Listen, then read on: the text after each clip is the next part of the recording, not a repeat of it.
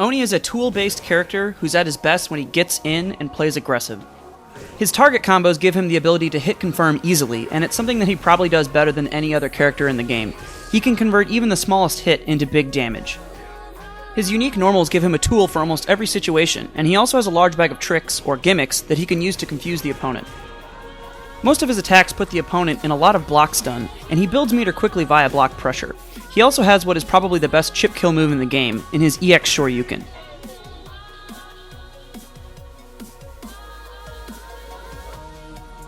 Despite all of his tools, tricks, and his ability to get in mixing the opponent up for big damage, Oni remains one of the more heavily flawed characters in the game, and he has quite a few weaknesses that you should be aware of before you pick him up.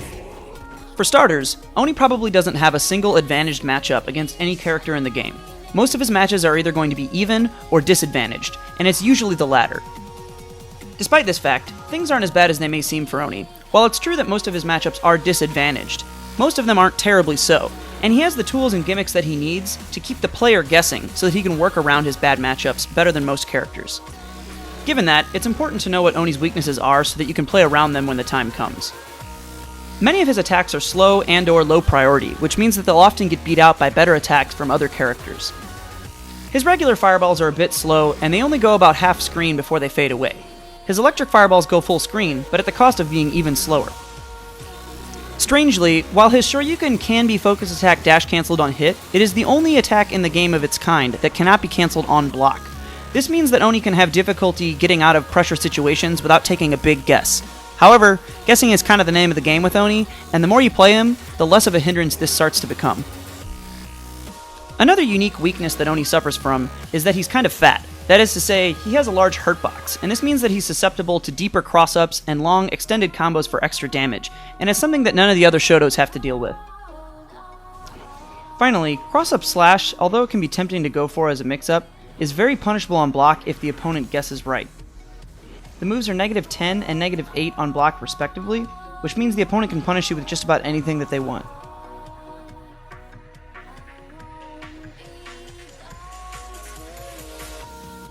Now that you have an idea of what to expect from Oni, let's get into his normal and unique normal attacks. Like all Street Fighter characters, Oni has 6 basic attack buttons: light, medium, and hard punch, and light, medium, and hard kick. In addition to these basic attacks, Oni also has a unique normal that corresponds to each button. These are performed by holding forward and pressing the corresponding button. Forward light punch is a fast attack and the first part of Oni's target combo 1. It also has the added advantage of looking like a fireball, so you can fake people into thinking that you're going to throw a fireball and then score an anti-air. For medium punch, Oni has 2 unique attacks. Forward medium punch is his 2-hit overhead. Back medium punch is a very lingering attack and the first part of target combo 2. This means you're going to use it for your bread and butter and big damage setups. Additionally, the move can be special cancelled off of itself or from the full target combo. Forward hard punch is a long-reaching attack that is technically a projectile. This means that it can trade with or eat fireballs. Despite its long range, the move's hurtbox does extend past the hitbox, so be careful throwing it out too often because it can easily lose to other pokes. Even though it can be traded with or punished easily, the move does a lot of damage, so it's worth it to throw it out there when you're at that range where it looks like it will probably connect. Be sure to keep a distance though, because it is punishable on block if you're too close. Also, it's super cancelable, which means that you can do this. Yeah. Forward light kick is a very fast attack that has a very far range considering how quick it is. It has the same range as Oni's crouching medium kick, but it actually starts up a frame quicker. In addition to this, the hitbox is disjointed from the hurtbox, which means that it completely avoids a lot of attacks while you're throwing it out there. This is unquestionably Oni's best and safest poke. The only downside to it is that it isn't special cancelable. Similar to Ken, pressing forward and medium kick with Oni will execute a step kick. This move closes the gap and allows Oni to get in his opponent's face immediately. Try to keep your step kicks from becoming too telegraphed, as the move's slow startup makes it easily punishable by certain attacks. A good technique is to mix it in with your pokes of forward light kick, as the moves look similar. If the opponent blocks or is hit by the attack, then continue to apply more block pressure or go for a throw mix-up or a frame trap. If you get a counter hit, you can combo off of the step kick. Forward hard kick can be a difficult move to implement. It has applications as a poke, but its primary use is probably as a far-ranged anti-air. Use it against characters like E Honda and Zangief, who try to jump in from far away with a short jump arc. If you hit them out of the air, it'll send them flying across the stage and reset the zoning/fireball game. Oni has a strong anti-air game. He has a lot of good go-to normals, and the obviously powerful Shoryuken to keep people from jumping in at him. Oh yeah, and then there's Ultra too. Finally, unlike almost every other character in the game, Oni has no close normal attacks. His moves don't change based on your proximity to the opponent. This means that you don't have to guess which version of a move is going to come out in a heated situation. It's one of the things that I like most about him, because the button that you press is the button that comes out, and it allows him to be really consistent with his attacks.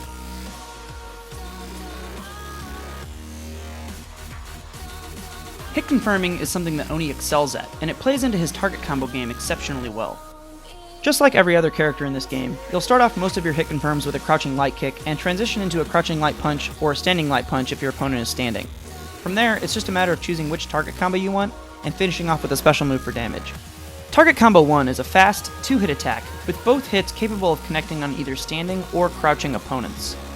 Despite it being named Target Combo 1, you won't be using this nearly as much as Target Combo 2, as it has a tendency to make specials whiff if used from too far away. Still, its fast attack speed and ability to hit crouching opponents keep it as an important part of Oni's arsenal. Use it after meaty crouching light punches or crouching medium punches on part of your wake-up game or after your step kicks. Convert into light kick slash for damage, and FADC that for even more damage still.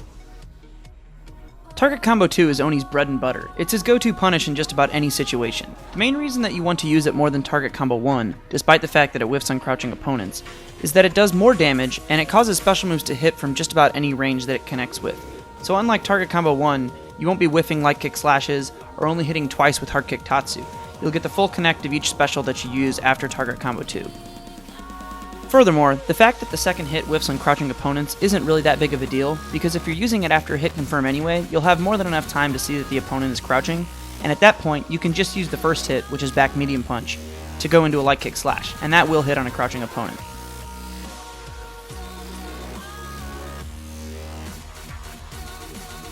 So the loop is just Target Combo 2, comboed into a light kick slash, and then focus attack dash cancel that forward. And the reason it's called the loop is because you can do it indefinitely as long as you have enough meter to keep doing it. You can make doing the loop easier on yourself by adding in 1 or 2 jabs in between each loop, so essentially you're hit confirming it each time you do it. Obviously this adds additional scaling to the damage and stun, but it's really not that much so long as you're only doing it once within the whole combo. Here are 2 examples of using the loop to punish a blocked Shoryuken. One example uses jabs and the other doesn't. Notice the difference between damage and stun between the two, and decide whether or not you think that's worth it. Personally, I don't mind throwing in jabs because I like the consistency and it's not that much sacrifice damage. If you don't have the meter to go for a loop, the most simple course of action is to go for a hard kick Tatsu because it does the most damage in corner pressure.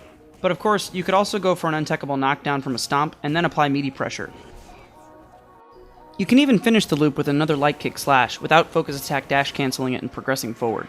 This leaves you at a significant advantage on hit, enough that you can apply a nice crouching jab or medium punch into a tick throw and then go for another setup. You can end the loop with pretty much anything you want, it's totally up to you, and that's a big reason why comboing and hit confirming with Oni is so easy and fun.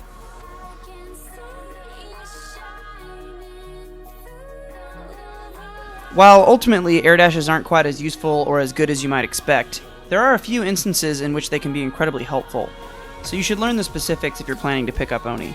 There are 3 strengths of air dash: light punch, medium punch, and hard punch variations. Each of them are executed after a jump, and they can be done after a forward, neutral, or backwards jump. Light punch always moves you forward, medium punch always moves you upward, and hard punch always moves you backwards. The light punch version does have a hitbox, but it's behind Oni, so you're never going to hit anyone with it. You can still cancel into regular Tatsu or EX Tatsu, and those are both pretty good, especially EX because Oni descends quicker and his hitbox is much bigger. Medium punch air dash, while sending Oni upwards, has a hitbox below it. This can actually be fairly useful as an air-to-air, and it can combo into EX Tatsu if it hits. Executing a regular Tatsu after medium punch air dash, however, can sometimes be awkward. If you execute it too early, Oni will do an awkward floating animation, and it makes it very difficult to hit, so you'll have to make sure to execute it late, and even then the timing is still a bit weird. Hard punch air dash has a hitbox in the front of it, and though it can't be cancelled into regular or EX Tatsu, it is still useful both as an escape and as an air-to-air attack. Most notably, it's actually pretty easy to hit confirm it and combo into an air super, which does a lot of damage. You don't have to hit with the air dash to get the super though, it works just as well as a whiff punish on, say, a Shoryuken.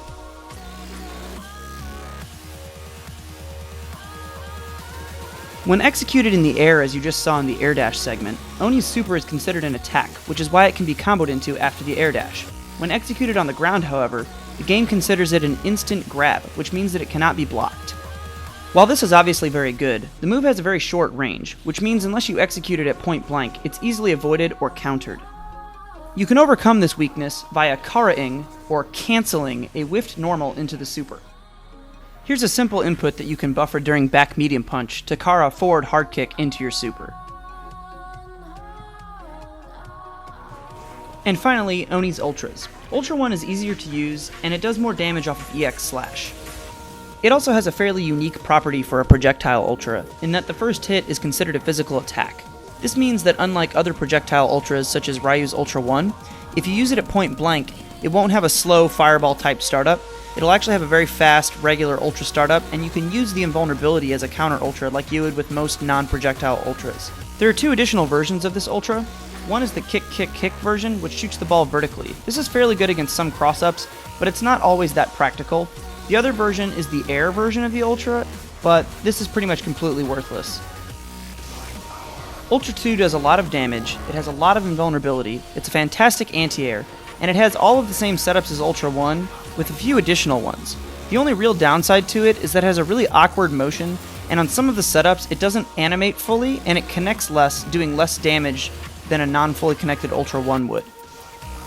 On paper, Ultra 2 is probably the clear choice here, but there are definitely some reasons why you might want to stick with Ultra 1 in certain matchups, specifically against characters like Sea Viper that cross you up a lot. The upwards kickball can actually be pretty useful. Other than that, the main reason that you'd want to use Ultra 1 over Ultra 2 is just ease of use. If you can pull off the Ultra 2 motion, you're going to be better off using it in almost every matchup. And that about does it for the Book of Oni. Peace!